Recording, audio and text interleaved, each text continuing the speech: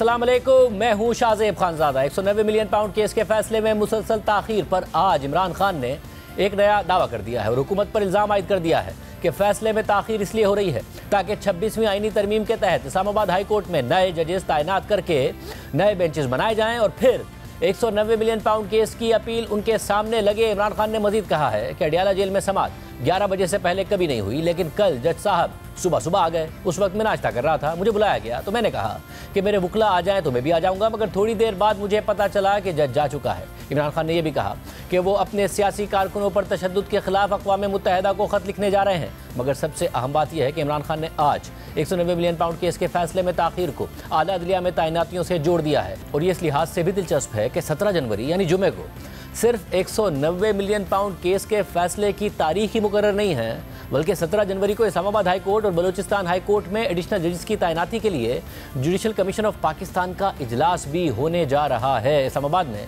जजेस की 4 असामियों के लिए 19 नाम सामने आए हैं। ये नाम chief justice Islamabad high court और जुडिशल कमीशन के अराकीन ने पेश किए हैं, जिनमें इमरान खान के खिलाफ इलेक्शन कमीशन के तोशाखाना केस में सज़ा सुनाने वाले जज हुमायूं दिलावर के साथ साथ इस वक्त तोशाखाना केस 2 की समाअत करने वाले जज शाहरुख अर्जुमंद के नाम भी शामिल हैं। शाहरुख अर्जुमंद ने आज भी तोशाखाना केस 2 की समाअत की है। इसके अलावा जब इद्दत केस के फैसले के खिलाफ इमरान खान और बुशरा बीबी ने सेशन कोर्ट में अपील की थी तो शुरू में जज शाहरुख अर्जुमंद ने ही अपील पर समाअत की थी और उन्होंने फैसला भी महफूज कर लिया था। मगर फैसले के दिन खावर मानिका के एतराज़ और हंगामे के बाद जज शाहरुख अर्जुमंद केस से अलग हो गए थे और फिर बाद में जज अफजल मजूका ने इमरान खान और बुशरा बीबी को केस से बरी कर दिया था। अब 17 जनवरी को जुडिशल कमीशन का अहम इजलास होगा। साथ ही उसी दिन 190 मिलियन पाउंड केस का फैसला आने का इम्कान है। एहतसाब अदालत के जज नासिर जावेद राना ने आज 13 जनवरी की समाअत का हुक्मनामा जारी किया है। तहरीरी हुक्मनामे के मुताबिक सुप्रिटेंडेंट जेल के जरिए इमरान खान को तलब किया गया ताकि फैसला सुनाया जा सके, मगर उन्होंने आने से इनकार कर दिया और मौक़िफ़ इख्तियार किया कि जब तक शरीक मुल्जिमा बुशरा बीबी, उनके वकला और फैमिली के अराकीन अदालत नहीं पहुँचते वो कमरा अदालत में नहीं आएंगे। 8:30 से 10:30 बजे तक 2 घंटे इंतजार करने के बावजूद मुल्जिमान की तरफ से कोई पेश नहीं हुआ, इसलिए एक मुख्तसर तारीख दी जाती है। अब 17 जनवरी को फैसले की तारीख मुकर्रर की जाती है। फरीक़ैन को आइंदा समाअत पर हाज़िरी यकीनी बनाने की हिदायत की जाती है। आज अडियाला जेल में तोशाखाना केस 2 की समाअत के बाद इमरान खान के वकील फैसल चौधरी ने बताया कि इमरान खान ने कल एहतसाब अदालत के जज की बातों का जवाब दिया और यह भी कहा कि जेल में कभी भी 11:30 बजे से पहले ट्रायल शुरू नहीं होता। आज इमरान खान साहब ने कल की जो जज साहब की तरफ से एलिगेशन लगाए गए और कहा गया तो उसका जवाब देते हुए उन्होंने ये कहा है कि क्योंकि जेल में हमेशा से 11:30 बजे 12 बजे से पहले ट्रायल शुरू नहीं होता और ट्रायल का एक वक्त मुकर्रर है और ये ट्रायल जो है कभी भी सुबह 9 बजे स्टार्ट नहीं हुआ। तो जज साहब की तरफ से ये कहना कि जी फलां पेश नहीं हुआ और फलां मैं 2.5 घंटे इंतजार करता रहा, तो ये बात को रिकॉर्ड के मुताबिक दुरुस्त नहीं है। आज इमरान खान साहब ने अल-कादर का पोस्टमार्टम किया और उन्होंने ये सवाल किया है और हम ये सवाल आज साबिक़ वज़ीर-ए-आज़म या नवाज शरीफ से पूछेंगे कि उनके बेटे हसन नवाज ने 9 अरब की प्रॉपर्टी 18 अरब रुपए में सबको क्यों बेची। 9 अरब रुपए जायद के जो अमाउंट थी वो किस खाते में ली गई। नवाज शरीफ के खिलाफ ये FIR है। सबसे बड़ा सवाल जो है वो ट्रांजैक्शंस में ये आता है कि एक 9 अरब रुपए की प्रॉपर्टी 18 अरब रुपए में क्यों बेची। इसका जवाब हुकूमती जमात देंगे। इमरान खान साहब ने इस बात का भी ऐलान किया है कि वो इंसानी हकूक की तंजीमों को एक लेटर लिखेंगे। आज सलमान राजा, अली जफर, गौहर खान और अपनी लीगल टीम को उन्होंने ये हिदायत जारी कर दी हैं। यही इल्ज़ाम आज इमरान खान से मुलाकात के बाद अलीमा खान ने भी दोहराया कि इमरान खान ने ये बातें कही हैं। इसका मसला ये था जो इमरान खान आज फिर से बता रहे थे कि ने रिश्वत दी थी हसन नवाज को, और वो कैसे दी थी कि उसकी कोई जो भी अपार्टमेंट उन्होंने लंदन में हसन नवाज की खरीदी वो उन्होंने कोई 2 या 3 गुना ज्यादा उसकी कीमत अदा कर दी। इसका मतलब ये रिश्वत के पैसे थे और लिए किसने? हसन नवाज ने। और इसके लिए नवाज शरीफ को जवाब देना चाहिए कि क्यों दी गई वो रिश्वत। नवाज शरीफ उसका जवाब दे भी नहीं है कि उसने रिश्वत क्यों ली थी।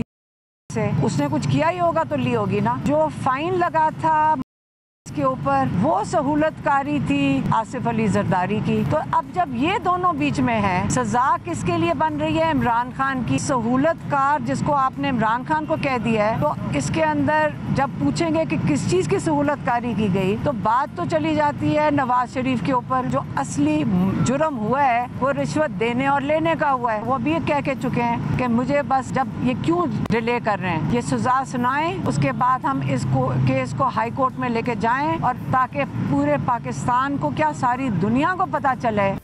दिलचस्प बात यह है कि अब से 5 साल पहले भी जब यह मामला सामने आया था तो हमने शहजाद अकबर साहब के सामने ये सवाल रखा था, तो देखिए उन्होंने क्या जवाब दिया।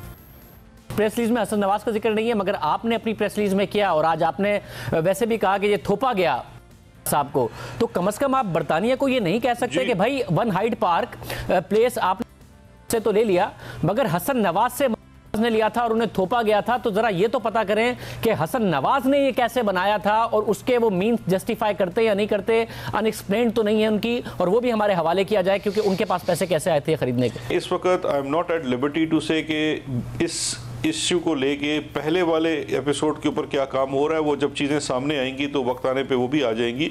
लेकिन आपका वो सवाल बिल्कुल ठीक है कि ये एक ट्रांजैक्शन का सिर्फ एक हिस्सा है। इस ट्रांजैक्शन के पहले का भी हिस्सा था। वन हाइड पार्क अगर आप देखिए तो सबसे पहले हमारे सामने वो पनामा वाली रेवलेशंस जब हुई और मुख्तलिफ कंपनीज का आया तो जब चीज़ें सामने आई। एवन फील्ड में तो ये रहते हैं, अभी नवाज शरीफ साहब भी वहीं जाके रह रहे हैं, उसके ऊपर तो पाकिस्तान की कोर्ट का एक फैसला भी है। कम से कम आप उस पर नहीं कह सकते एनसीए को कि भाई आप देखें कि ये जब हसन नवाज ने खरीदा ये अपनी वेल्थ को एक्सप्लेन कर सकते हैं या नहीं कर सकते, क्योंकि के ऊपर तो पाकिस्तान में आप लोग इस तरीके से नैब की कोई इंक्वायरी इन्वेस्टिगेशन कर भी नहीं रहे थे, इतना कुछ पकड़ा गया, उनके ऊपर इतना कुछ पाकिस्तान में हो रहा है, वहां क्यों नहीं लिख देते उनको? आपका टाइम भी बच जाएगा, पाकिस्तान भी आगे बढ़ेगा, पैसे भी वापस आ जाएंगे, क्योंकि आपने आज के मैं तो चाहता हूं बस पैसे वापस आए। आपको किसने कह दिया कि हम ये परसू नहीं कर रहे? इसके बाद भी तकरीबन 2.5 साल तक इमरान खान की हुकूमत रही मगर कुछ नहीं किया, और अब 5 साल बाद दोबारा ये इल्ज़ाम लगा दिया। मगर दिलचस्प बात यह है, अगर ये सारी बातें इमरान खान साहब को पता थी तो उसके बावजूद क्यों उन्हीं प्रॉपर्टी टाइकून के साथ उन्होंने डील करने के बाद काबीना को भी अंधेरे में रखते हुए उससे दस्तखत कराए और फिर उन्हीं से एक ट्रस्ट बनाने के लिए 450 कनाल की ज़मीन ली और करोड़ों रुपए लिए, अगर ये पता था कि वो नवाज शरीफ साहब को रिश्वत दे चुके हैं, और फिर उसके बाद कार्रवाई क्यों नहीं की, हालांकि हुकूमत रही। दूसरी जानिब आज इमरान खान की अहलिया बुशरा बीबी मुख्तलिफ केसेस में इस्लामाबाद की अदालतों में पेश हुई। डी चौक एहतजाज के दौरान रेंजर्स एहलकारों को गाड़ी से कुचलने के केस में उनका इंसदाद दहशतगर्दी की अदालत के जज ताहिर अब्बास सिपरा के साथ दिलचस्प मुकालमा भी हुआ। दौरान समाज जज ने बुशरा बीबी से कहा कि थोड़ा वक्त लग गया है लेकिन कानूनी तकाजे पूरे किए गए हैं, तो इस पर बुशरा बीबी ने जवाब दिया कि कोई बात नहीं, हमारा अदालतों से एतमाद उठ गया है। तो जज ने उनसे मुकालमा किया कि नहीं, ऐसा नहीं है, हर जगह से एतमाद नहीं उठा, जस्टिस सिस्टम जैसा भी चल रहा है अगर ख़त्म हो गया तो सोसाइटी ख़त्म हो जाएगी। आप मेरे पास कचहरी में भी पेश होती रही हैं। इस पर बुशरा बीबी ने कहा कि ट्रायल के दौरान मैंने जजिस को बीमार होते और कांपते हुए देखा है। एक जज साहब का ब्लड प्रेशर 200 पर गया लेकिन उन्होंने हमें सज़ा सुनानी थी। मुल्क में कानून है लेकिन इंसाफ नहीं है। बुशरा बीबी ने मजीद कहा कि इमरान खान जेल में आइन की बालादस्ती के लिए कैद हैं, हमारे साथ जो हुआ है इसके बाद कानून से एतबार ख़त्म हो गया है। इसके बाद अदालत ने इस केस में 7 फरवरी तक बुशरा बीबी की अबूरी जमानत मंजूर कर ली। इसके अलावा इंसदाद दहशतगर्दी अदालत के दूसरे जज ने डी चौक एहतजाज के 13 मुकदमात में 7 फरवरी तक बुशरा बीबी की जमानतें मंजूर कर ली। मगर यहाँ भी दिलचस्प सूरत हाल सामने आई। दौरान समाअत वकला की जानिब से बुशरा बीबी के सादा कागज़ पर दस्तखत और अंगूठा लगवाने पर जज ने बरहमी का इजहार करते हुए कहा, हर जगह कहते हैं कि VIP प्रोटोकॉल मिले, ऐसा नहीं हो सकता। मैंने आपको इंतजार नहीं कराया, मैं फैसला लिखवा रहा था, वो छोड़कर आपकी जमानतों पर समाअत कर रहा हूँ। जब अदालती हुक्मनामा निकलेगा उस पर मुल्जिमा के दस्तखत और अंगूठा लगेगा। इसके अलावा आज सेनेट का हंगामा खेज इजलास हुआ जहां हुकूमती वज़रा की तकारीर के दौरान अपोजिशन अरकान वज़ीर आज़म के बताए हुए तरीके पर एहतजाज करते रहे, फिर बाद में वॉकआउट भी किया। अपोजिशन लीडर शिबली फराज ने अपनी तकरीर में कहा कि 190 मिलियन पाउंड केस का हुकूमत से कोई ताल्लुक नहीं था। अल-कादिर यूनिवर्सिटी और 190 मिलियन पाउंड, तासुर ये दिया जाता है कि 190 मिलियन डॉलर खान साहब के अकाउंट में गए हैं, उसमें हुकूमत का कोई ताल्लुक नहीं था। NCA की कंडीशन है कि इस एग्रीमेंट को पब्लिक ना किया जाए। कैबिनेट ने उसको ओके कर दिया, जॉइंट रिस्पॉन्सिबिलिटी होती है। अगर ऐसा है तो फिर खान साहब पे सिर्फ केस नहीं बनता था, पूरी कैबिनेट पे बनता था। हमें नहीं समझ कि आप मुल्क को किस तरफ ले जा रहे हैं, आप ले जा नहीं सकते क्योंकि आपके पास जेन्युइन मैंडेट नहीं है। इसके बाद हसन इकबाल ने शिबली फराज को जवाब दिया और कहा कि चोरी के पैसे से मस्जिद बनाने वाला भी चोर है। इस दौरान अपोजिशन अरकान शोर शराबा और एहतजाज करते रहे। दुनिया का वो कौन सा मुल्क है जो वजीर आजम को सस्ता तोहफा देता है और वजीर आजम के सिक्योरिटी गार्ड को, वजीर आजम के MS को महंगे तोहफे देता है? दूसरों से आप रसीदें मांगते थे और अपनी रसीदें सारी आपकी जाली निकली। अगर आप 64 अरब रुपया पाकिस्तान के गरीबों का खाओगे, पाकिस्तान के नौजवानों का खाओगे और फिर अल-कादिर यूनिवर्सिटी के पीछे छुपोगे तो जनाबे चेयरमैन, चोरी के पैसे से मस्जिद बनाने वाला भी चोर है। सीरत की यूनिवर्सिटी किसी चोरी के पैसों की नहीं मोहताज है, नहीं मोहताज है। इनका ये इस्लामी टच इस चोरी के ऊपर नहीं चलेगा। इस इस्लामी टच के साथ इनके डाके की वारदात नहीं छुप सकती, जितना मर्जी शोर मचा लो। परसों हुकूमत और पीटीआई के मुज़ाकरात की तीसरी नशिस्त होनी है, जिसके बारे में पीटीआई वाज़ेह कर रही है कि अगर तीसरी नशिस्त में जुडिशल कमीशन नहीं बनाया गया तो मुज़ाकरात आगे नहीं बढ़ाएंगे। इमरान खान ने मुज़ाकरात के लिए 31 जनवरी तक का वक्त भी दिया हुआ है। आज इमरान खान से मुलाकात के बाद पीटीआई के चेयरमैन बैरिस्टर गौहर खान ने कहा कि 16 जनवरी को मुज़ाकरात में जाएंगे और तहरीरी शक्ल में मुतालबात पेश कर देंगे। खान साहब सिर्फ ये एक्सपेल करना चाह रहे हैं कि हमारी डील शील नहीं हो रही, जिसकी बिना पे आपका जजमेंट डिले हो। मुज़ाकरात के लिए 16 तारीख के लिए कमेटी को बुलाया है, हमारी टीम इंशाल्लाह ताला जाएगी। हमारे जो 2 मुज़ाकरात है, खान साहब ने उसकी इजाज़त दी है, वो हम इन राइटिंग देंगे। और पहले मुतालिबा जो हमारा है कि कमीशन का क़याम हो, उस पर हम जोर देंगे कि इब्तिदा आप यहाँ से कर दें और जो बाकी असीरान की रिहाई है वो रिहाई भी होनी चाहिए। कोई डील नहीं हो रही, मुज़ाकरात वही हो रहे हैं जो इस वक्त गवर्नमेंट के साथ हमारे हो रहे हैं। In any case we want to give it a try or cautiously optimistic उम्मीद करते हैं इंशाल्लाह ताला की कोई बेहतर हो। मगर वज़ीर दिफा ख्वाजा आसिफ मुसलसल मुज़ाकरात और तहरीक इंसाफ की नीयत पर सवालात उठा रहे हैं। कल कौमी असम्बली में तकरीर करने के बाद जियो न्यूज़ से भी बात करते हुए उन्होंने कहा कि मैं तो दुआ गो हूँ कि मुज़ाकरात कामयाब हो जाएंगे, मगर पीटीआई ने मुज़ाकरात कामयाब नहीं होने दी। ये ऐसी टारगेट कर रहे हैं, मैं तो दुआ कहूँगा मुज़ाकरात कामयाब हों। अगर 2 नंबरी हो रही है फिर भी कामयाब हों, खुदा न खास्ता को बद्दुआ नहीं देना चाहता, बिल्कुल कामयाब हों। लेकिन मुझे एक कोई बता दे, कोई बता दे, एक आर्गूमेंट दे दे इस हक में कि ये मुज़ाकरात जो है कामयाबी की तरफ जा रहे हैं। जब मैं ये कहता हूँ कि नजर नहीं आ रहा, वो कहते हैं देखो जी मुखालफत कर रहे हैं। उन्होंने मुज़ाकरात कामयाब नहीं होने देने पीटीआई ने, वो बंदा लब रहते ने जिदे उत्ते मलबा सुट देन के जी एनी वजह नाकाम हुए। आज इमरान खान से मुलाकात की वकील तहरीक इंसाफ फैसल चौधरी साहब ने, जो हमारे साथ मौजूद हैं। फैसल चौधरी साहब बहुत शुक्रिया मुझे ज्वाइन करने के लिए। फैसल चौधरी साहब, पहले इमरान खान साहब ने ये कहा था कि ये दबाव डालने के लिए केस का फैसला मुलतवी कर रहे हैं, इन्हें फौरी तौर पर फैसला अनाउंस करना चाहिए। आज जो उन्होंने बात की है वो ये कि क्योंकि हाई कोर्ट्स में इन्होंने जज भर्ती करने हैं इसलिए फैसला इन्होंने डिले किया। दिलचस्प बात यह 17 जनवरी को फैसला आना है, 17 जनवरी को इजलास भी है जिसमें जो तैनाती हैं वो डिसाइड होनी है, जिसमें से 4 इस्लामाबाद हाई कोर्ट के लिए भी डिसाइड होनी है और उसमें 2 जजेस, एक हुमायूं दिलावर साहब और अर्जुमन साहब भी हैं। क्या इमरान खान साहब को लग रहा है कि मामला इस्लामाबाद हाई कोर्ट तक अब मैनेज किया जाएगा उनके खिलाफ? जी बिल्कुल यही तासुर है और इसी के ऊपर उन्होंने बात की है कि कोर्ट पैकिंग हो रही है। 26वीं आईनी तरमीम के बाद कोर्ट को जो है कंट्रोल किया गया है और कोर्ट जो है आज़ाद नहीं है। अदालतों में जो मामलात हैं वो शहरियों के बुनियादी हकूक़ को हिफाजत करने में नाकाम है। सुप्रीम कोर्ट पहले काजी फाइज़ ईसा के नीचे और अब कॉन्स्टिट्यूशनल बेंच में मिलिट्री कोर्ट को सजाएँ देने की इजाज़त देने के बाद शहरियों के बुनियादी हकूक़ जो हैं वो शदीद मुतासर हुए हैं और इससे सुप्रीम कोर्ट का जो ओवरऑल एक निज़ाम में उनकी अफादियत है उस पर भी इफ़ेक्ट आया है और सुप्रीम कोर्ट बाद नज़र में जो शहरियों के बुनियादी हकूक़ हैं उनकी हिफाजत में फेल नज़र आती है। सब तो फिर ऐसी सूरत में, क्योंकि तहरीक इंसाफ के रहनुमा, इसके अलावा सुन्नी इत्तेहाद काउंसिल के सरबराह जो हैं साहबजादा हामिदजादा साहब, वो तो ये कह रहे थे कि बहुत जल्द इमरान खान उन्हें रिहा होते नज़र आ रहे हैं, अब आसानी का वक्त शुरू होने वाला है। तो फिर तो इमरान खान साहब को खुद उम्मीद नहीं है कि पहले यहाँ से फैसला आएगा फिर हाई कोर्ट में भी उनके हक में फैसला नहीं आएगा। देखिए ये कोर्ट्स को जो हैं हाई कोर्ट में 26वें यानी तरमीम के को मकसद था ना, ये को ऐसे कोई शुगल के लिए तो शाज़ लाई नहीं गई और इसलिए इसका मकसद जो है अदालतों को कंट्रोल करना था। अदालतों में एक तासुब बढ़ता गया है, कुछ जजेस को आइनी पावर्स दे दी गई हैं, दूसरे जजेस को फारिग कर दिया गया है और जिन जजेस को आइनी पावर्स दी गई हैं उनमें से बाज़ ने अपने खुद को वोट करके उन बेंचेस का सरबराह बनाया है। अभी हाई कोर्ट्स में आइनी बेंचेस जो हैं वो नहीं बनाए गए हैं और ना ही जो है करारदादें पेश की गई हैं जो कि आइन के तहत एक लाज़िम मुलज़ुम काम है।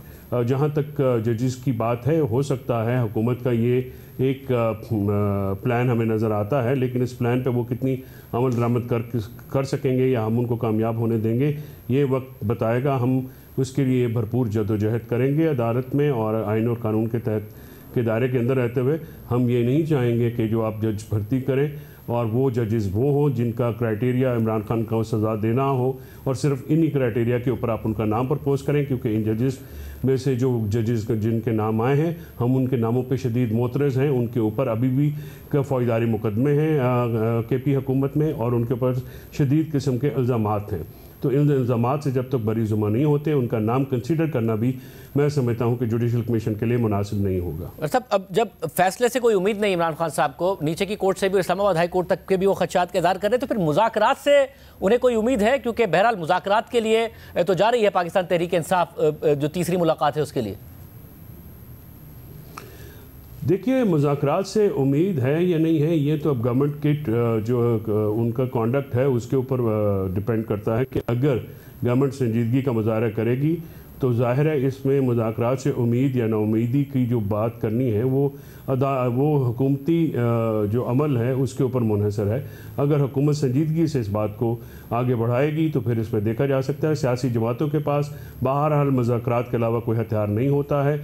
टॉक्स ही एक वे फॉरवर्ड है। टॉक्स पहले भी ऑफ़र की गई थी, टॉक्स अब भी ऑफ़र की गई हैं और टॉक्स फ्यूचर में भी हम चाहते हैं कि हुकूमत जो है संजीदगी का मुजाहरा करे ताकि पाकिस्तान को जमहूरियत में और पाकिस्तान में आइन बहाल हो, पाकिस्तान में जमहूरियत बहाल हो, पाकिस्तान में आज़ाद अदलिया और आज़ाद मीडिया जो है वो बहाल हो और पाकिस्तान को इस सियासी अदम इस्तेहकाम और माशी अदम इस्तेहकाम से निकाल के अवाम की नुमाइंदा हुकूमत जो है वो इसको राह पे डाले और सही पटड़ी पे डाले। बस अब फिर ऐसा सिनेरियो मुझे बताएगा कि इमरान खान साहब की सोच क्या है एग्जैक्टली जब आप उनके साथ मिले। अगर वो जेल में रहते हैं जिसमें वो खुद खदशे का इजहार कर रहे हैं इस्लामाबाद हाई कोर्ट की हद तक, प्रोटेस्ट भी करके देख लिया, सिविल नाफरमानी की जो तहरीक है उसका रेमिटेंसेस की सूरत में भी दिसंबर तक तो कोई ऐसा नतीजा नहीं नजर आ रहा। पार्टी के अंदर आपस में इख्तलाफात हैं, एक दूसरे के खिलाफ बयानबाजियां हैं। करेगी क्या पार्टी अगर मुज़ाकरात का भी नतीजा नहीं निकलता? क्या सोच रहे हैं इमरान खान साहब एग्जैक्टली, क्या होगा? देखिए, हमारी जदोजहद जो है वो जारी रहेगी। हम जदोजहद पहले भी करते रहे हैं, हम जदोजहद आगे भी करेंगे। जो सियासी जदोजहद हमारा हक है, हम सियासी इख्लाफ राय का इजहार करते रहेंगे और हम अपने जो बातें हैं या जो अपनी स्ट्रेटजी है वक्त आने पे आपके सामने रखते रहेंगे। मतलब यानी आगे भी कोई क्या प्रोटेस्ट होगा? क्योंकि अगर मुज़ाकरात से उम्मीद बड़ी कम है, मुज़ाकरात में जा तो रहे हैं मगर उम्मीद बड़ी कम है। देखिए, ये जो मुज़ाकरात हैं इसको एक गवर्नमेंट में एक सेगमेंट तो है जो सबोटाज करने की कोशिश कर रहा है और मुसलसल वो इस अमल में मसरूफ़ अमल है इस चीज़ के ऊपर कि वो मुज़ाकरात को सबोटाज करे। लेकिन जैसे मैंने पहले कहा कि सियासी जमातों के पास मुज़ाकरात के अलावा कोई और ऑप्शन तो होता नहीं है, लिहाजा मुज़ाकरात ही एक ऐसी चीज़ है। अगर टॉक्स जो है फेल भी होते हैं तो दोबारा टॉक्स भी की जा सकती हैं, दोबारा टॉक्स भी हमेशा हुई हैं। तो ये सूरत हाल जो मुल्क में इस वक्त जारी है, चाहे वो सियासत के तनाजुर में हो, वो मुआशरत के तनाजुर में हो, लॉ एंड ऑर्डर या दहशतगर्दी के तनाजुर में हो और ओवरऑल महंगाई के तनाजुर में हो, लोगों की जीना ज़िंदगी दोभर हो गई है। इस चीज़ को मद्देनज़र रखते हुए हम ये समझते हैं कि हुकूमत को जो है वो बातचीत के ज़रिए ही पाकिस्तान को इस मुश्किल से निकालना पड़ेगा और इमरान खान साहब को रिहा करके अमली सियासत में हिस्सा लेने की भरपूर इजाज़त होनी चाहिए। बहुत शुक्रिया। फैसल चौधरी साहब हमारे साथ मौजूद थे। बात करेंगे ख्वाजा आसिफ साहब से जो इन मुज़ाकरात पर कंसर्न का इज़हार करें। ख्वाजा साहब बहुत शुक्रिया हमें ज्वाइन करने के लिए। ख्वाजा साहब आपके ज़रा मुज़ाकरात पर भी तहफ़्फ़ुज़ात है, इस पर भी मैं बात करूँगा, मगर पहले इमरान खान साहब ने ये जो बार बार डिले हो रहा है जजमेंट, पहले तो वो कह रहे थे दबाव डालने के लिए है, फौरी फैसला सुनाया जाए, मगर आज उन्होंने कहा कि ये इसलिए हो रहा है कि हाई कोर्ट्स में कोर्ट पैकिंग होनी है और फिर क्योंकि अपील में मामला जाएगा इसलिए ये मैनेज करने के लिए किया जा रहा है। 17 जनवरी को फैसला आना है, 17 जनवरी को जुडिशल कमीशन का इजलास है और इस्लामाबाद हाई कोर्ट के लिए जो 4 असामियों पर गौर होगा उनमें जज हुमायूं दिलावर और जज शाहरुख अर्जुमंद के नाम भी शामिल हैं दीगर मुताज़िर जजेस के साथ। तो ये फिर उनका अंदेशा दुरुस्त है कि ये इसलिए हो रहा है? नहीं, मैं शादेब ये इट्स ए कोइंसिडेंस, लेकिन ये जो तारीख जो है रखी गई है इंडक्शन की, ये तो 1 महीना पुरानी है और जो कल मुलतवी हुआ है ना, मगर उससे पहले भी 2 दफ़ा मुलतवी हुआ है। 23 दिसंबर को होना था, नहीं हुआ। पहले भी मुलतवी हुआ, लेकिन मैं आपको कह रहा हूँ कि 1 महीना पुरानी तारीख रखी हुई है। आप वेरीफाई भी कर सकते हैं। इसमें कोई there is no method in this madness, absolutely not. मैं मुहावरतन बात करूं, मैडनेस तो कोई नहीं है। यानी कि फैसला उनके खिलाफ आए, फिर हाई कोर्ट जाए, फिर हाई कोर्ट में उन्हीं जजेस के सामने जाए जो उनके खिलाफ फैसला दें, ये पूरी मैनेजमेंट नहीं हो रही है? कथित तौर पे नहीं है, कथित तौर पे कोई मैनेजमेंट नहीं है। मैं कमेंट नहीं करना चाहता कोई ऐसा जिससे कोई शायबा भी हो कि मैं कोई जुडिशल प्रोसेस का मैं कोई कमेंट कर रहा हूँ या जुडिशल प्रोसेस को अच्छा कह रहा हूँ या बुरा कह रहा हूँ। जुडिशल प्रोसेस होता है। अल्लाह करे पाकिस्तान में जो है इंसाफ का जो है वो बोलबाला हो, तराजू जो है बराबर हो और ये इस किस्म के शक शुबहात जो हैं मेरा ख्याल है बानी पीटीआई को इसलिए नज़र आ रहे हैं कि उन्होंने ये सारी मैनेजमेंट जो है मियां नवाज शरीफ को कैद करने के लिए, मरीम नवाज को कैद करने के लिए, शहबाज शरीफ को कैद करने के लिए सारी मैनेजमेंट खुद की थी और बाजवा और फैज़ के साथ मिलके की थी। ये उनको जो पुराने जो है ना जो अपने किए किराए जो हैं वो उनको हॉन्ट करते हैं। उनको रात को याद आता होगा जो सेल के अंदर के मैंने क्या क्या वारदात की हुई है, कहीं मेरे साथ तो नहीं वो वारदात हो रही। ये सारा रोना है और कोई रोना नहीं है। वैसे मगर आज उन्होंने एक और मैं पर्सनल एक्सपीरियंस बता रहा हूँ। मैं ऑनेस्टली मैं आपको पर्सनल एक्सपीरियंस बताता हूँ कि मैंने एक दफ़ा मुशर्रफ के वक्त मैंने 6 महीने कैद काटी अटक किले में मैं जाके फाइनल डेज मैंने वहाँ गुजारे।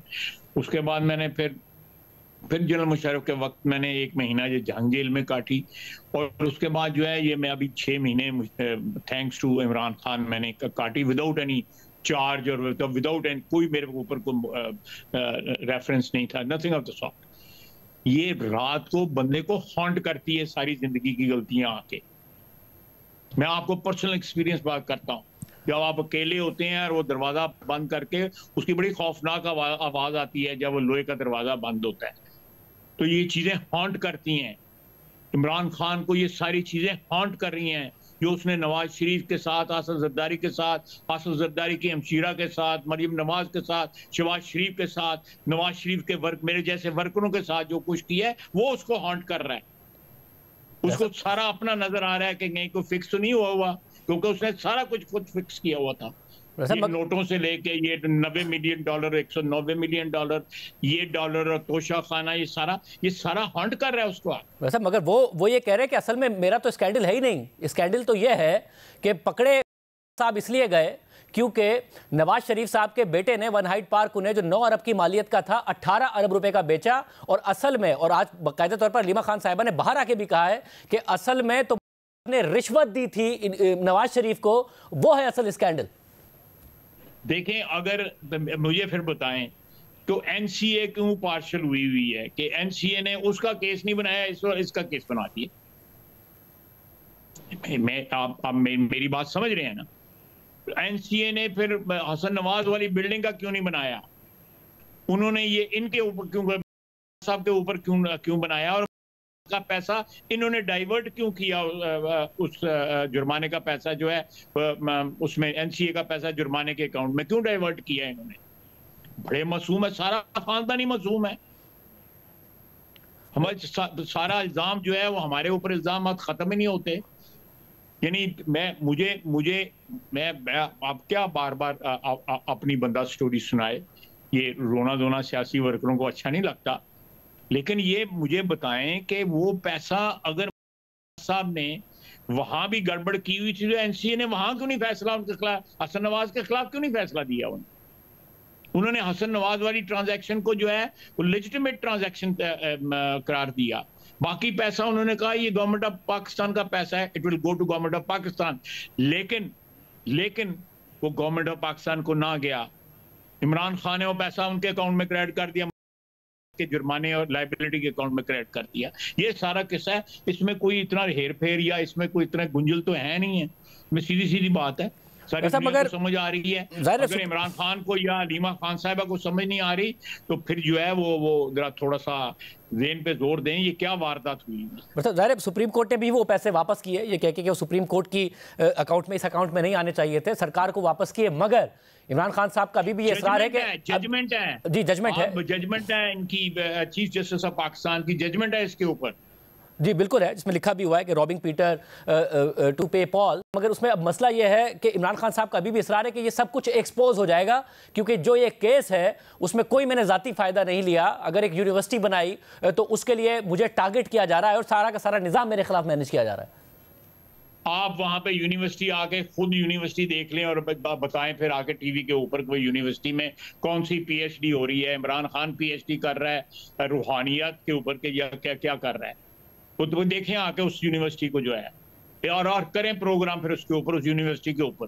देखें वहां पे कितनी फैकल्टीज हैं, कितनी पीएचडीज हैं, कौन सा उसका वाइस चांसलर कौन है, कितने वहां पे लोग पढ़ा रहे हैं, कितने पीएचडीज पढ़ा रहे हैं, कितने पढ़ रहे हैं, कितनी डिपार्टमेंट्स हैं, रजिस्ट्रार कौन है, आगे देखें तो सही उसके ऊपर। वैसे उस यूनिवर्सिटी के हवाले से हमने मुतादिद दफ़ा प्रोग्राम में तफसीलात सामने रखी हैं और वहाँ पर ज़रूर सवाल उठता है, मगर अदालत ये देखेगी कि यूनिवर्सिटी काम कर रही है नहीं कर रही है, या फिर इमरान खान की इस बात को जब हाई कोर्ट में या आला अदलिया में मामला जाता है इस बात को वजन दिया जाएगा कि जी मुझे क्या ज़ाती फ़ायदा हुआ, मैंने तो कोई ज़ाती फ़ायदे सारे के सारे मामले में नहीं लिया। नहीं, मुझे बताएं कि उस यूनिवर्सिटी में 2 ही पढ़े लिखे आदमी जो है उनके बन सकते थे, कि इनकी बेगम साहबा और एक खुद के बोर्ड जो है उसके ऊपर ये हैं, और मेरा तीसरा गोगी है। ये क्या आपकी सिलसिला है कि मैं सारी वंड जड़ी ये आपस ही छिपा ली है इन्होंने। कोई बाहर का बंदा इनको नजर ही नहीं आया कि उसके बोर्ड के ऊपर कोई आ जाता। 400 एकड़ जमीन भी ले ली, फिर पता नहीं क्या और इसमें एक और भी ट्रांजैक्शन हुई है, मुझे इस वक्त याद नहीं आ रही, मेरा थोड़ा सा मीटर घुमा हुआ है। तो ये हाँ, ये this is so blatantly a lie, a complete lie। फिर एनसीए ने हसन नवाज को क्यों छोड़ दिया? उधर क्यों नहीं उन्होंने उससे पैसा लेके वो भी पाकिस्तान को रिमिट करते? इनका पैसा क्यों भेजा और फिर उसको इन्होंने क्यों बेल आउट किया? सुप्रीम कोर्ट की जजमेंट है, वो पैसा फिर अकाउंट आज भी डिफॉल्ट में। सब जाहिर वो सुप्रीम कोर्ट ने अपने फैसले में सारी तफसीलात लिखी हुई थी कि कैसे इस मामले को टेकअप किया गया, कैसे उसमें पैसे जमा कराए जाने थे, वो जमा नहीं कराए जा रहे थे, ये आए तो क्यों आए और क्यों नहीं आने चाहिए थे, और फिर पैसे वापस किए, वो सारी तफसीलात अदालत ने अपने फैसले में लिखी है। बट अब इस सारे के सारे माहौल में ख्वाजा साहब पूरी पार्टी आपकी मुज़ाकरात के हवाले से बात कर रही है, आप अकेले हैं जो कह रहे हैं भरोसा मत करना, कोई फायदा नहीं होना, और ये सारे के सारे मामलात की बात कर रहे हैं। जब आप बात कर रहे हैं, क्योंकि आप डिफेंस मिनिस्टर हैं, तो आप क्या इदारों की रिजर्वेशन बयान कर रहे हैं कि जी उनके ये तहफ़्फ़ुज़ात हैं? नहीं, मैं बिल्कुल इदारों की रिजर्वेशन में बयान नहीं कर रहा। कतई तौर पे मेरे साथ कभी इस मौजू पे इदारों की बात नहीं हुई। एक लैटिन में टर्म है जो लीगल टर्म है, केविट अटेम्प्टर, उसकी ट्रांसलेशन है उर्दू में या फारसी में मुश्तरी होशियारबाश। तो मैं ये कह रहा हूं कि इससे आप मुज़ाकरात कर रहे हैं, लेकिन please beware of him. ये बंदा मुकर जाता है, ये जो कहता है उसके ऊपर खड़ा नहीं रहता, बल्कि बिल्कुल ब्लैंक हो जाता है कि ये मुझे पता ही नहीं मैंने क्या कहा था। तो इसलिए मैं शक का इजहार या एक खदशे का इजहार इसलिए कर रहा हूँ। अदरवाइज मुझे मुज़ाकरात हर वक्त मुज़ाकरात जो हैं होने चाहिए, कुव्वतों के अंदर मुज़ाकरात होने चाहिए। मैं आपके प्रोग्राम में एक दफ़ा नहीं कई दफ़ा कहा है कि तमाम पावर सेंटर्स जो हैं पाकिस्तान के अंदर, हमारी जो रूलिंग एलीट है उसके अंदर, मगर वो मुकरेंगे किस बात से? उनके पास देने को है ही क्या? कैद है वो, एक फैसला आना है जिसमें उनको वैसे ही लग रहा है कि हाई कोर्ट तक चीजें मैनेज होगी, वो इल्जाम लगा रहे हैं। उनके पास देने को क्या है? देने के पास तो हुकूमत ही के पास है ना, वो किस बात से मुकर जाएंगे? हुकूमत ही दे सकती। लेट्स अज्यूम के मुज़ाकरात होते हैं, मुज़ाकरात जो है कामयाब हो जाते हैं, चलें मैं मान लेता हूँ कामयाब हो जाते हैं, मैं अपनी बात को खुद जो है ना मैं उसमें स्पेस पैदा करता हूँ, कामयाब हो जाती है, मेरी बात गलत साबित होती है, उस सिंसेरिटी के साथ मुज़ाकरात करते हैं। जब सिंसेरिटी के साथ मुज़ाकरात करेंगे तो पाकिस्तान का माहौल अच्छा होगा ना, पाकिस्तान का माहौल अच्छा होगा। इन मुज़ाकरात का फिर जो है जो दायरा वसी किया जाए, उसमें जुडिशरी भी आ जाए, उसमें एस्टेब्लिशमेंट भी आ जाए, उसमें बिग बिजनेस भी आ जाए, उसमें मीडिया भी आ जाए, ये सारे इकट्ठे आ जाएं तो पाकिस्तान के जो गाड़ी जो है वो दोबारा ट्रैक पे आ जाएगी ना, हालात अच्छे हो जाएंगे ना। करें फिर, बिल्कुल करें। मगर मैं ये नहीं कह रहा कि उनको क्या फायदा है, ये सबको फायदा होगा। पीपल्स पार्टी भी बैठी हुई है, पीएमएलएन बैठी हुई है, पीटीआई बैठी हुई है, और पार्टीज बैठी हुई हैं। तो ये इसको 2014 तक ले जाए, जब इन्होंने वारदात शुरू की थी जो जनरल पाशा और जनरल इस्लाम के कहने के ऊपर, वहां से ले चले। पर सर मुझे ये भी बताइएगा, बतौर डिफेंस मिनिस्टर मैं आपका पॉइंट ऑफ व्यू जानना चाह रहा हूँ, क्योंकि पाकिस्तान में दहशतगर्दी को लेकर और अफगानिस्तान के साथ ताल्लुकात को लेकर सवाल उठ रहा है। तो आज आर्मी चीफ का जो बयान है कि अफगानिस्तान हमारा ब्रदर पड़ोसी इस्लामी मुल्क है और पाकिस्तान अफगानिस्तान से हमेशा बेहतर ताल्लुकात का ख्वाह रहा है। अफगानिस्तान से सिर्फ फितनतुल ख्वारिज की अफगानिस्तान में मौजूदगी और सरहद पार से पाकिस्तान में दहशतगर्दी फैलाने पर इख्तलाफ है और उस वक्त तक रहेगा जब तक इस मसले को दूर नहीं कर देते। अब और खैबर पख्तूनख्वा में कोई बड़े पैमाने पर ऑपरेशन नहीं किया जा रहा, ना ही फितनतुल ख्वारिज की पाकिस्तान के किसी भी इलाके में अमलदारी है, सिर्फ इंटेलिजेंस की बुनियाद पर टारगेटेड कार्रवाई की जा रही है। क्या कंफ्यूजन है कि किस तरीके से अफगानिस्तान से निपटा जाए, क्योंकि वो मानते नहीं है इस बात को, हमारी तरफ से बात जरूर की जा रही है, इख्तलाफात भी सामने आ रहे हैं, क्या कि किस तरीके से आगे बढ़ना है, कंफ्यूजन इस हवाले से? नहीं, देखें, हमें इस पे कोई कंफ्यूजन नहीं है। Let me make it very clear, हमें कोई कंफ्यूजन नहीं है। हम सिर्फ चाहते हैं कि हमने इन तल्लुकात के अंदर पिछले 30-40 साल में बहुत इन्वेस्ट किया। 90,000 तो हमारी कैजुअल्टीज है ना पाकिस्तान की, 90,000 शहादतें हमारी फौज की, सिविलियंस की, FC की, रेंजर्स की, हमारे बाज़ारों में, हमारी दुकानों में, हमारी मस्जिदों में, हमारे स्कूलों में, हमारी यूनिवर्सिटियों में, दफातर में जो धमाके हुए हैं वो हमारे इस ताल्लुक की वजह से हुए हैं जो अफगानिस्तान के साथ हमने अपने हमसाये का ताल्लुक जो है वो उसका क्या कहते हैं, उसके जो डिमांड्स जो हैं जो होती हैं एक हमसाये के ऊपर, वो हमने पूरी की। हमने 80 की दहाई में उस जंग में इन्वॉल्व हुए। उसके बाद हम 2001 में जब 9/11 का इन पे हमला हुआ अफगानिस्तान में, फिर तो उसमें इन्वॉल्व हुए और हमने बेशुमार वो जो 90 की दहाई थी जहाँ पे हर जगह हम था, उस वक्त भी पाकिस्तान में हम क्या, उस वक्त भी हम कुर्बानियाँ दे रहे थे। हमारी इतनी इन्वेस्टमेंट है कि हम उनके साथ जो है तल्लुकात जो हैं उनकी वो डिमांड करते हैं। हमारी ये इन्वेस्टमेंट डिमांड करती है कि उस इन्वेस्टमेंट का रिटर्न यही दे दें कि अपनी सरजमीन से हमारे ऊपर हमले बंद हो जाए। आप जाने, आपके TTP वाले, आपके जो अजीज और कारब जो है आपके साथी हैं पुराने, आप जाने वो जाने, लेकिन अपनी सरहद के अंदर जो मर्जी करें। ये this should not spill over to Pakistani side.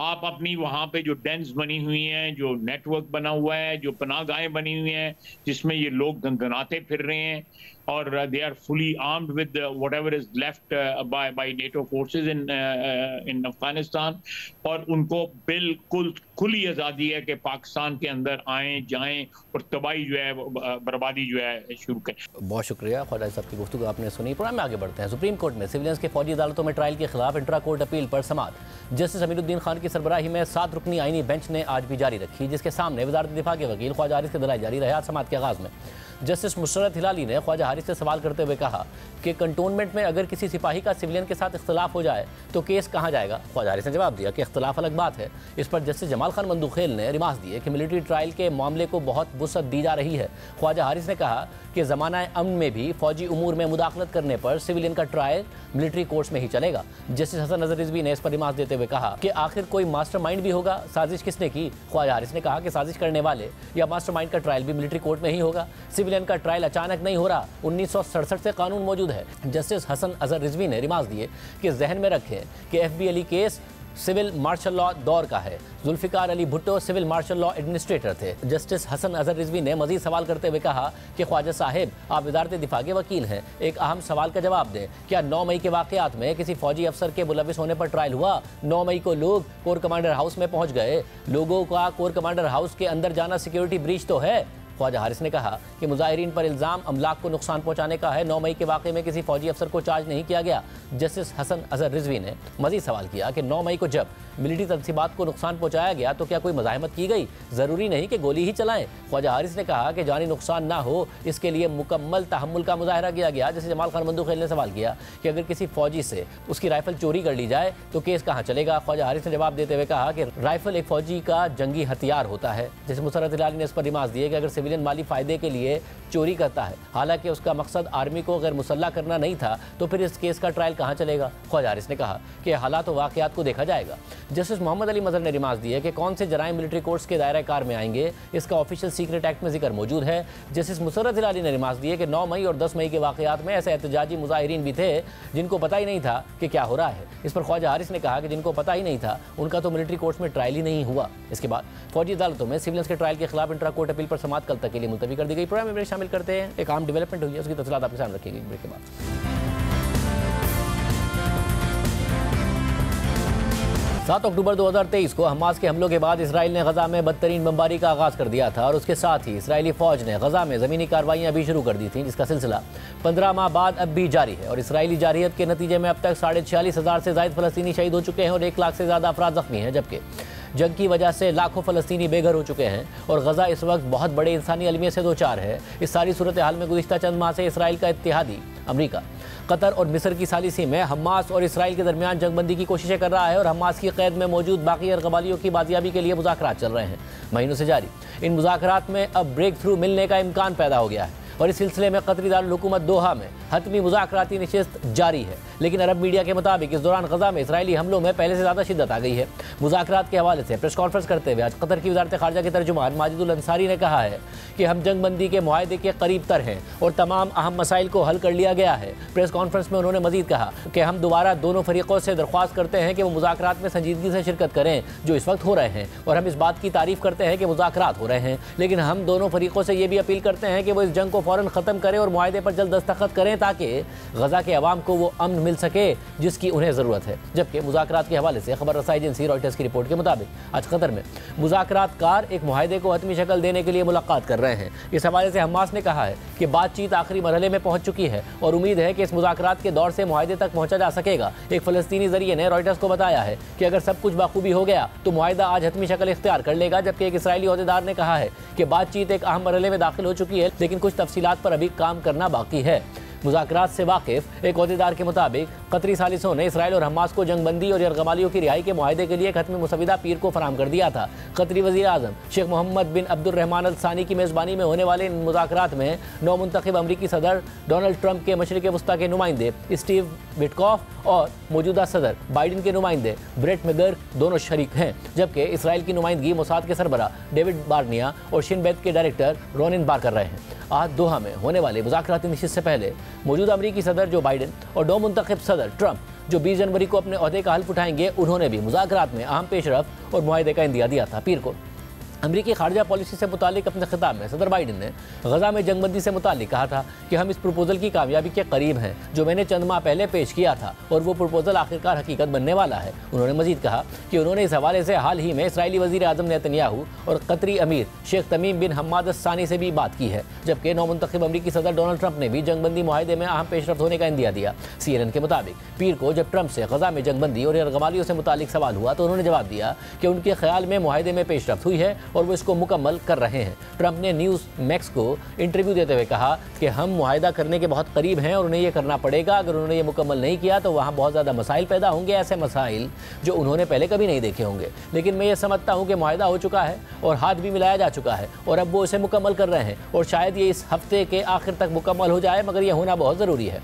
वाज़ेह है कि 5 नवंबर को अमरीकी सदारती इंतखाब में कामयाबी के बाद से ट्रंप ने मुतादिद बार हमास को धमकी दी कि अगर वो इसराइली यरगमालियों को रिहा नहीं करेंगे तो वो उनके लिए जहन्नुम बना देंगे। जबकि ये खबर भी सामने आ रही है कि हालिया मुज़ाकरात में उनके नामजद खुसूसी नुमाइंदा बराए मशरिक़ वस्ता स्टीव विटकॉफ ने भी अहम किरदार अदा किया है और ट्रंप ने इसराइली वज़ीर आज़म नेतन्याहू पर भी मुआहदे के लिए काफ़ी दबाव डाला है। टाइम्स ऑफ इसराइल के मुताबिक 2 इसराइली अहदेदारों ने बताया है कि नौ मुंतखब अमरीकी सदर डोनाल्ड ट्रंप के खुसूसी नुमाइंदा बराए मशरिक़ वस्ता स्टीव विटकॉफ की हफ्ते को इसराइली वज़ीर आज़म नेतन्याहू के साथ तनाव के माहौल में एक मुलाकात हुई थी, जिसमें उन्होंने इसराइली वज़ीर आज़म पर 20 जनवरी को अमरीकी सदारती हल्फ बर्दारी से पहले मुआहदे को कबूल करने के लिए सख्त दबाव डाला था। मुज़ाकरात से वाकिफ 2 अहदेदारों के मुताबिक ऐसा लगता है कि नेतन्याहू पर ट्रंप के खुसूसी नुमाइंदे के दबाव का असर पड़ा है और इसी वजह से हफ्ते के आखिर में होने वाली बातचीत के दौरान अहम मसाइल हल हो गए थे। जबकि यह खबर भी सामने आई है कि हमास ने मुज़ाकरात में पेश हतमी मुसवदे पर इत्तफाक कर लिया है। इस हवाले से खबर रसा एजेंसी एसोसिएटेड प्रेस की खबर के मुताबिक मुज़ाकरात से वाकिफ 2 अहदेदारों ने बताया है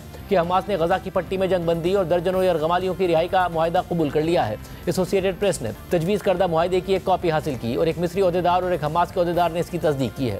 जबकि एक इसराइली अहदेदार ने कहा है कि पेशरफ्त हुई है, लेकिन तफसीलात को हतमी शक्ल दी जा रही है। इस मंसूबे को हतमी मंजूरी के लिए इसराइली काबीना में पेश करना होगा। अगर दोहा में जारी मुज़ाकरात में दोनों फरीक मुआहदे पर इत्तफाक कर लेते हैं तो इसराइली हुकूमत यह मुआहदा अपनी काबीना में पेश करेगी और वहाँ से उसे सादक सिरियत से मंजूरी दरकार है, जिसके बाद इसराइल इस जंगबंदी मुआहदे पर बाकायदा तौर पर अमल दरामद करेगा। मगर शुरू से ही जंगबंदी की मुखालफत करने वाले इंतहाई दाएं बाजू के इसराइली वजीर बराए कौमी सलामती बिन गुवेर ने आज भी इस हवाले से धमकी दी है कि अगर मुआहदा हो गया तो वो इस्तीफा दे देंगे, जबकि उन्होंने इंतहाई दाएं बाजू के एक और वजीर से भी हुकूमत छोड़ने का मुतालबा किया है, जिस पर इसराइल में यरगमालियों के अहले खाना ने शदीद रद्द-ए-अमल दिया है। टाइम्स ऑफ इसराइल के मुताबिक इंतहाई दाएं बाजू के कौमी सलामती के वजीर बिन गुवेर के हालिया बयान ने इसराइल में हंगामा खड़ा कर दिया है, जिसमें उन्होंने इस बात का इकरार किया है कि वो गुज़िश्ता साल कई बार यरगमालियों की रिहाई और जंगबंदी के मुआहदे को नाकाम बना चुके हैं। एक्स पर शाया एक वीडियो में बिन गुवेर इंतहाई दाएं बाजू के इसराइली वजीर खजाना बेजलिल स्मोट्रिच को मुखातिब करके कहते हैं कि वो वजीर आज़म नेतन्याहू से कहें कि अगर मुआहदा कर लिया तो वो हुकूमती इत्तेहाद छोड़ देंगे, जबकि उन्होंने इस वीडियो पर लिखा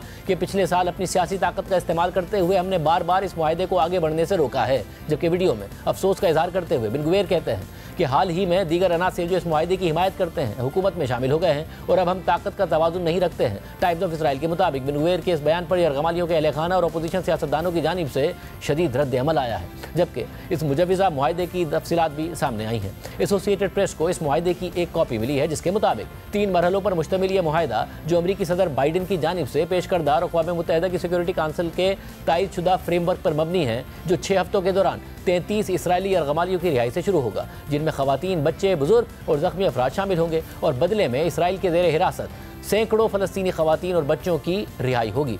इन 33 यरगमालियों में 5 इसराइली ख़वातीन फ़ौजी भी शामिल होंगी, जिनमें से हर एक के बदले 50 फ़लस्तीनी कैदियों को रिहा किया जाएगा। फ़लस्तीनी कैदियों में 30 जंगजू भी शामिल होंगे जो उम्र कैद की सज़ा भुगत रहे हैं। पहले मरहले के अख्तिताम तक तमाम कैदियों, ख्वाह जिंदा हों या मुर्दा हों, उनको रिहा कर दिया जाएगा। रिपोर्ट में मजीद बताया गया है कि पहले मरहले के दौरान जो 42 दिन पर मुहित होगा, इसराइली अफवाज आबादी वाले इलाकों से वापस चली जाएंगी। फ़लस्तीनियों को शुमाली गज़ा में अपने घरों में वापस जाने की इजाज़त दे दी जाएगी और गज़ा के लिए इंसानी इमदाद में इजाफा होगा और रोज़ाना तकरीबन 600 ट्रक गज़ा में दाखिल होंगे, जबकि दूसरे मरहले की तफसीलात पर पहले मरहले के दौरान ही बात होनी है। रिपोर्ट के मुताबिक इन तफसीलात पर इत्तफाक करना अभी मुश्किल है, जबकि मुआहदे में ये तहरीरी ज़मानत नहीं दी गई कि जंगबंदी उस वक्त तक बरकरार रहेगी जब तक एक हतमी मुआहदा नहीं हो जाता। इससे इम्कान पैदा होता है कि इसराइल पहले मरहले के इख्तिताम के बाद अपनी फौजी कार्रवाई दोबारा शुरू कर सकता है। ताहम एक मिस्री ओहदेदार के मुताबिक तीनों सालिसों ने हमास को ज़मानी ज़मानतें दी हैं कि जैसे मंसूबा बनाया गया था मुज़ाकरात वैसे ही जारी रहेंगे और दूसरे और तीसरे मरहले के निफाज के लिए मुआहदे की कोशिश करेंगे। मुआहदा ये इजाज़त देगा कि इसराइल पहले मरहले के दौरान फिलाडेल्फी कॉरिडोर पर अपना कब्जा बरकरार रखेगा, जो गज़ा और मिस्र के साथ वाक़ई सरहदी इलाका है। हमास ने इब्तिदाई तौर पर मुतालबा किया था कि इसराइल इससे पीछे हट जाए, ताहम इसराइल नेटजारिम कॉरिडोर से निकल जाएगा, जो गज़ा के वस्त में वाक़ई एक बेल्ट है। रिपोर्ट में मजीद बताया गया है कि मुसव्विदे के मुताबिक दूसरे मरहले के दौरान हमास बाकी रह जाने वाले जिंदा कैदियों, जिनमें बेशतर मर्द फौजी शामिल होंगे, उनको मजीद कैदियों और गज़ा से इसराइली अफवाज की मुकम्मल वापसी के बदले रिहा करेगा। लेकिन हमास ने कहा है कि वो बाकी यरगमालियों को जंग के खात्मे और इसराइल की मुकम्मल वापसी के बगैर नहीं छोड़ेगा, जबकि इसराइली वज़ीर आज़म नेतन्याहू ने माजी में कहा हुआ है कि जब तक हमास की फौजी और हुकूमती सलाहियतों को ख़त्म नहीं कर दिया जाता वो लड़ाई दोबारा शुरू करेंगे। मुसव्विदे के मुताबिक तीसरे मरहले में बाकी यरगमालियों की लाशों को वापस किया जाएगा और बदले में गज़ा के लिए 3 से 5 साल तामीर नौ का मंसूबा दिया जाएगा, जिस पर बैनुल-अक़वामी निगरानी में अमल दरामद किया जाएगा। जबकि रिपोर्ट के मुताबिक अगर इन मुज़ाकरात में गज़ा के लिए मुतबादिल हुकूमत की तश्कील पर इत्तफाक नहीं होता तो इसका मतलब ये हो सकता है कि हमास इलाके पर काबिज़ रहेगा। जबकि आज अमरीकी वज़ीर ख़ारजा एंटनी ब्लिंकन ने गज़ा में जंग के बाद का एक मंसूबा भी पेश कर दिया है। अल जज़ीरा के मुताबिक अमरीकी वज़ीर ख़ारजा एंटनी ब्लिंकन ने कहा है कि बाइडन इंतज़ामिया के पास जंग के इख्तिताम के बाद गज़ा के लिए एक मंसूबा मौजूद है, जिसे वो ट्रंप इंतज़ामिया के हवाले करेंगे। बाइडन इंतज़ामिया के तजवीज़ करदा मंसूबे के मुताबिक बैनुल-अक़वामी पार्टनर्स फ़लस्तीनी अथॉरिटी की मदद करेंगे ताकि वो गज़ा में सिविल उमूर की निगरानी करने के लिए एक अबूरी इंतज़ामिया कायम कर सके, जिसमें पानी, तवानाई, सेहत की देखभाल और बैंकिंग शामिल होंगे। अबूरी इंतज़ामिया गज़ा का मुकम्मल कंट्रोल जितनी जल्दी हो सके एक इस्लाहशुदा फ़लस्तीनी अथॉरिटी को मुंतकिल कर देगी। पार्टनर ममालिक की अफवाज पर मुश्तमिल एक अबूरी फोर्स गज़ा में इंसानी इमदाद और तामीर नौ की कोशिशों के लिए एक महफूज माहौल बनाने में मदद करेगी और हमास की जानिब से हथियारों की स्मगलिंग को रोकने के लिए काम करेगी। अमेरिका फ़लस्तीनी अथॉरिटी की क़यादत में एक सिक्योरिटी फोर्स को तरबियत और असलाह देकर तैयार करेगा और इसकी निगरानी करेगा, जिसकी तवज्जो गज़ा में कानून और इंतज़ाम पर मरकूज होगी और ये force Aahista Aahista अबूरी security mission की जगह लेगी। अल जज़ीरा के मुताबिक इसराइल इससे पहले फ़लस्तीनी अथॉरिटी को गज़ा पर हुकूमत करने की इजाज़त देने से इनकार कर चुका है और यह भी गैर वाज़ेह है कि आया हमास गैर मुल्की सिक्योरिटी फोर्सेस को इस इलाके में पुलिसिंग और सरहदी गुज़रगाहों की निगरानी करने की इजाज़त देगा या नहीं।